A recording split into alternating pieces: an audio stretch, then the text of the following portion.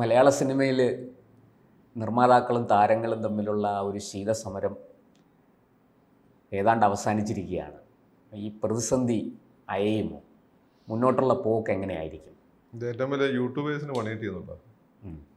ഇത് മാത്രം വെച്ചോണ്ട് ഇവരൊന്നും ഇതൊന്നും ഉദ്ദേശിച്ചിട്ടൊന്നല്ല. ഇതിന്റെ പിന്നാലെ സ്റ്റോറി ഉണ്ടാക്കിയാണ് ഒരുപാട് യൂട്യൂബേഴ്സ്. സിനിമ ആകുമ്പോൾ ആളുകൾ കാണുമല്ലോ. അവർ വിചാരിച്ചു ഇപ്പോൾ സുരേഷ് കുമാർ എല്ലാം ഒറ്റപ്പെടുത്തി, സുരേഷ് കുമാർ തീർന്നു, ഇവൻ ആരെന്ന് ഒരു കാര്യം. സുരേഷ് കുമാർ ആരാന്ന് അറിയുമോ? സുരേഷ് കുമാർ ആരാന്ന് അവർക്ക് വല്ല ഇന്നലെ വന്ന കുറേ വസന്തം പിള്ളേരുണ്ട്, അവർ ഒന്നിനെ പറ്റി ഒരു ധാരണ ഇല്ലാത്ത. അവർക്ക് സുരേഷ് കുമാർ ആരാന്ന് പറയും. സുരേഷ് കുമാർ ഒരു കാര്യം ഇറങ്ങി പോകപ്പെട്ടാൽ അയാൾ അതിനെ അങ്ങേയറ്റം കണ്ടേ പോകുള്ളൂ. തോറ്റു കൊടുക്കാന്നുള്ള സംഭവം സുരേഷ് കുമാറിന്റെ നിഘണ്ടൂർ ഇതുവരെ ഉണ്ടായിട്ടില്ല. അയാൾക്ക് അയാൾ ആരാന്ന് അറിയാം, വളരെ കൃത്യമായിട്ടത്. പിന്നെ ആവശ്യമില്ലാതെ കാര്യത്തെ മൂപ്പര് പറയില്ല, പറയുന്ന നല്ല ക്ലാരിറ്റി ഉണ്ട്. അപ്പം സിനിമയിലൊരു പ്രതിസന്ധി ഉണ്ട്, അത് എല്ലാവർക്കും അറിയാവുന്നതാണ്. അതൊരു വ്യവസായ സംബന്ധമായ ഒരു എല്ലാ കാലത്തും സിനിമയിൽ പ്രതിസന്ധി ഉണ്ടായിരുന്നു. എന്ന് വെച്ചാല് നമ്മളിപ്പോ 1000 സിനിമകൾ ഇതുവരെ മലയാളത്തിൽ ഇറങ്ങിയിട്ടുണ്ട്. അതിൽ ആപ്പാടെ രക്ഷപ്പെട്ട ഒരു 10-20 പ്രൊഡ്യൂസേഴ്സ് മാത്രമാണ്. നമുക്ക് അറിയാവുന്ന ആളുകളും വളരെ ചുരുക്കമാണ് ചെയ്യുന്നത്. പക്ഷേ ഇൻഡസ്ട്രി ഒരുപാട് ആളുകൾക്ക് തൊഴിൽ കൊടുക്കുന്നുണ്ട്. ഗവൺമെന്റ് വലിയൊരു പ്രൊവൈഡറാണ്, എന്താണ് ടാക്സ് റവന്യൂ പ്രൊവൈഡറാണ്. പക്ഷെ ഒരു ഇൻഡസ്ട്രിയുടെ സ്റ്റാറ്റസ് കൊടുത്തിട്ടില്ല. മറ്റു ഇൻഡസ്ട്രികൾക്കെല്ലാം ഉള്ള ഒരുപാട് എന്താണ് സെസ് പോലെയുള്ള അത്രയും വേണ്ട. മറ്റ് വ്യവസായങ്ങൾ കൊടുത്ത് വൈദ്യുതിയിലെ ഇളവ് ഒക്കെ കൊടുത്താൽ മതി. അത് കൊടുക്കാതെ എല്ലാവരും ഒരു കവപ്പശുവായിട്ടാണ് എടുത്തുകൊണ്ടിരിക്കുകയാണ് ഇൻഡസ്ട്രി. എത്ര ആളുകൾ ഒരു സിനിമയുടെ സെറ്റിൽ ഏതാണ്ട് ഒരു 100 ആളുകൾ ജോലി ചെയ്യുന്നുണ്ടോ? മനസ്സിലായി. അപ്പോൾ വന്ന് എന്താ പ്രശ്നം എന്ന് പറ്റിയെന്ന് വെച്ചാൽ, ഇത് വലിയ ലാഭമൊന്നും ആളുകൾക്ക് ഉണ്ടായിരുന്നു, നഷ്ടമല്ലാതെ പോകുന്നൊരു ഇതുണ്ടായിരുന്നു. ഒരു പടത്ത് പോയാൽ അടുത്തേക്ക് കിട്ടും, പിന്നെ ചിലവ് ഒരുപാട് കൂടില്ല എന്നൊക്കെ രീതിയിൽ കുഴപ്പമില്ലാതെ പോയിക്കൊണ്ടിരുന്നു. അത് ടെലിവിഷൻ വന്ന സമയത്ത് ഭീഷണി ഉണ്ടാവുമെന്ന് ചോദിച്ചാൽ ഭീഷണി ഉണ്ടായില്ല.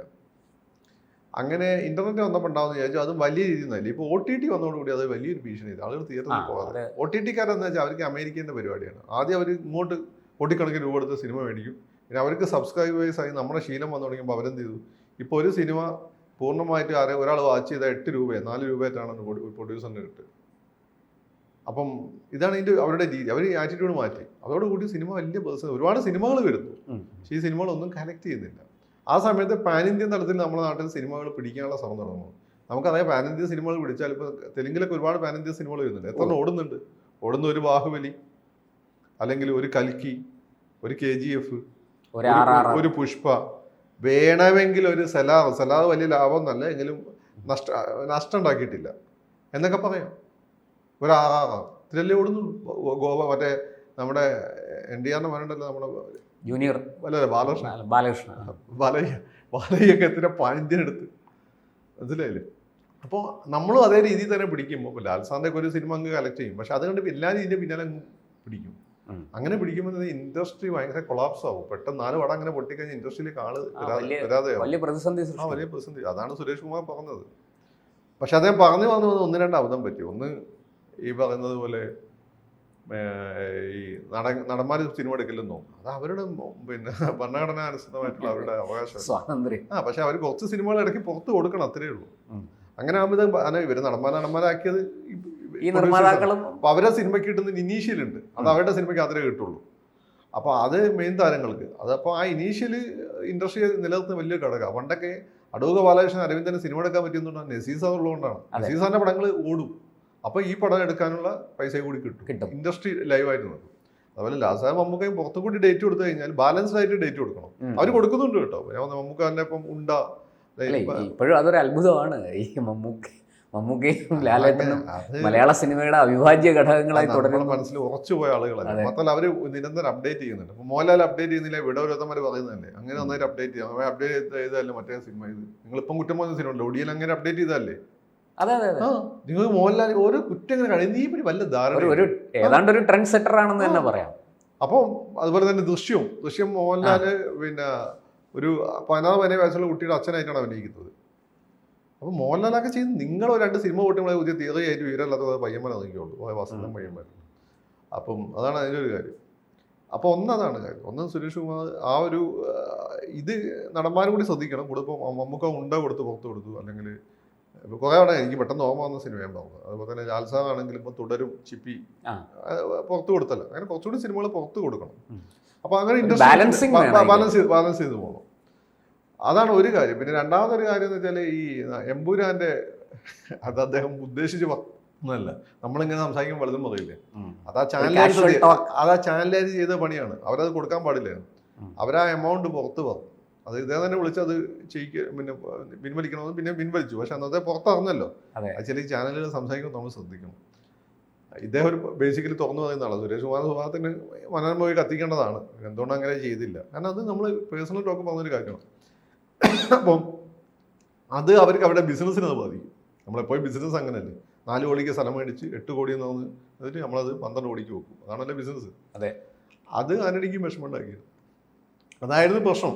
അപ്പം ആ പ്രശ്നത്തിൽ ഇപ്പം ആന്റണി അതൊക്കെ കഴിഞ്ഞ് ആന്റണീനെ ആരോ കുത്തിത്തിരിച്ചായിരിക്കും. ആന്റണി ഭയങ്കര ഒരു കമന്റ് ഇട്ടാവും. ആന്റണി സുരേഷ് കുമാറിനെ പറയുന്നത് ആന്റണിക്ക് എനിക്കെതിരെ ആന്റണി അങ്ങനെ കമന്റ് ഇട്ടില്ല, ഇതിന് പിന്നിൽ ആരോ ഉണ്ട് എന്നാണ് തോന്നുന്നത്. ആരാന്നൊക്കെ സുരേഷ് കുമാറിനെ പറയാൻ നമുക്ക് പറയാം. അതേതായാലും ആന്റണി അത് പിൻവലിച്ചോടുകൂടി ആ പ്രശ്നം തോന്നുന്നു. പിന്നെ അത് മോഹൻലാൽ ഷെയർ ചെയ്തപ്പോൾ സുരേഷ് കുമാർ വലിയ വിഷമമായിട്ടുണ്ട്. മോഹൻലാൽ ഇപ്പോഴാണ് ആന്റണിയും മറ്റുള്ള ആളുകളൊക്കെ ഉള്ളത്. മോഹൻലാലിനെ പ്രധാനം മോഹൻലാൽ ആക്കുന്നില്ല തിരുവനന്തപുരം ലോബി തന്നെയാണ്. ഇവര് തന്നെയായിരുന്നു സുരേഷ് കുമാറാണ് മുന്നിൽ നടക്കുമല്ലോ.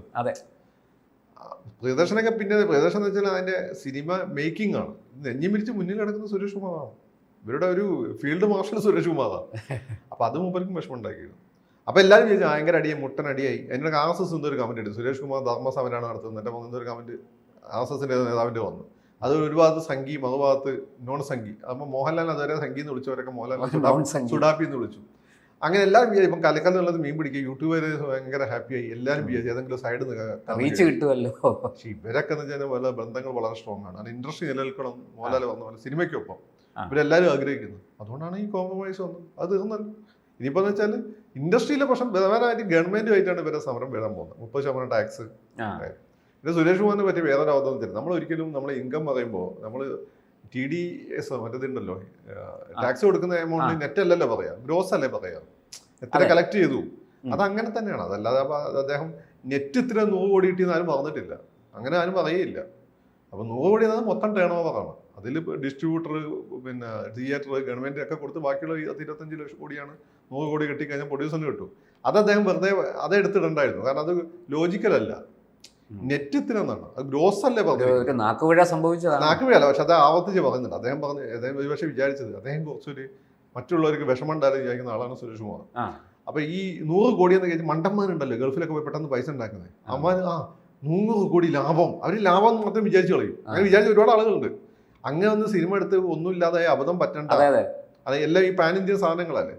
ഇപ്പം നമ്മൾ ആദ്യ കാലത്തെ ഡയറക്ടേഴ്സും ഈ പുതിയ കൂട്ടത്തിലുള്ള നല്ല സെൻസിബിൾ ആയിട്ടുള്ള സോഷ്യൽ കമ്മിറ്റിയുടെ അവരൊന്നും ആളുകളെ പറ്റിക്കില്ല. ഇപ്പം ഞാൻ തന്നെ പറഞ്ഞിട്ടുണ്ട് ഒരു ഡയറക്ടറിനോട്, സാർ ഇപ്പം പുതിയ സിനിമയൊക്കെ എടുക്കേണ്ട ആളുകൾ ഇഷ്ടംപോലെ കാശ് വെക്കുന്നുണ്ടല്ലോ. അപ്പം എന്നോട് വന്നു, എടാ സിനിമ നല്ല കഥയൊക്കെ വരണം, അല്ലാതെ ഈ പറയുന്നതിനെ മതി നമ്മൾ പെട്ടെന്ന് ഒരാളെ പോയി കുപ്പിയിലാക്കി അയാളെ നശിപ്പിക്കരുത്.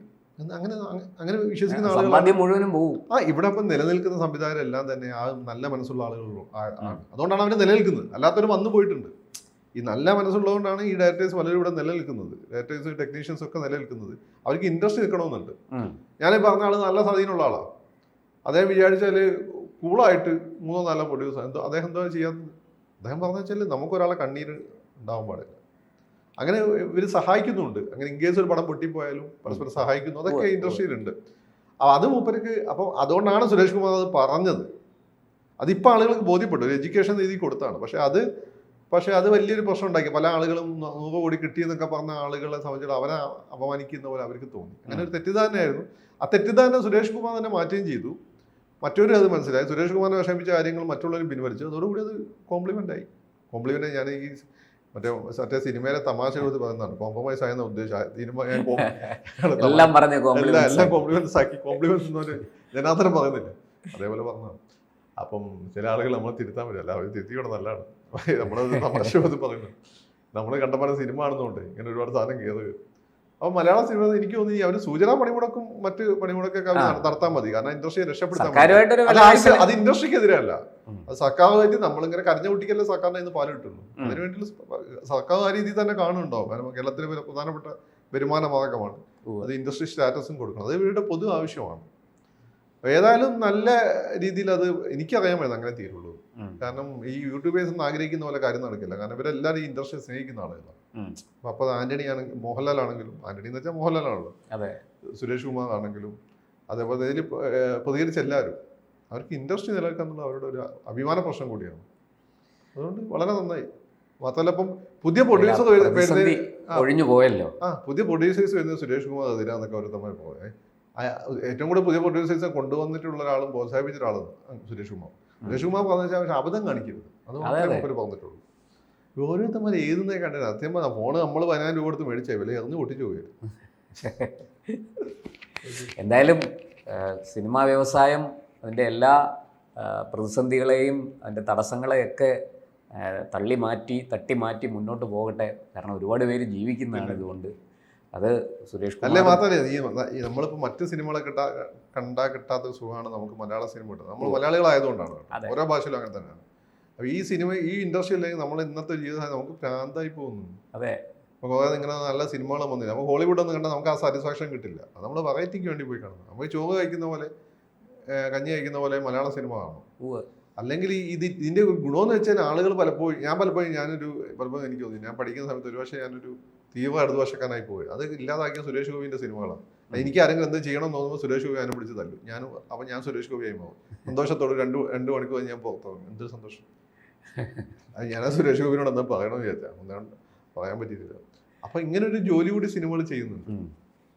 എന്തായാലും നമുക്ക് വളരെ പ്രതീക്ഷയോടെ കാത്തിരിക്കാം. മലയാള സിനിമ കൂടുതൽ ഉയരങ്ങൾ കീഴടക്കട്ടെ. കൂടുതൽ വാർത്തകളും വിശേഷങ്ങളും നിങ്ങളിലേക്ക് എത്താൻ ABC മലയാളം സബ്സ്ക്രൈബ് ചെയ്യുക, ബെൽ ബട്ടണും അമർത്തുക.